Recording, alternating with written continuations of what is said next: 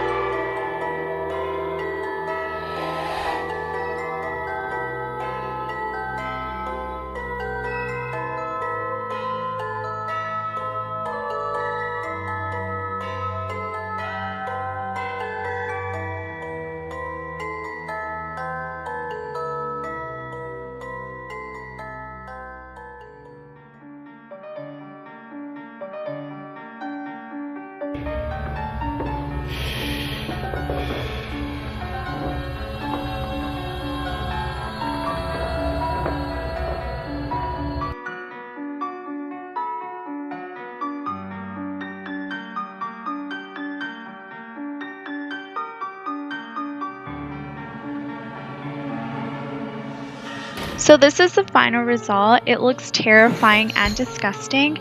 But anyways, we hope you enjoyed this video, and if you did, please hit that subscribe button.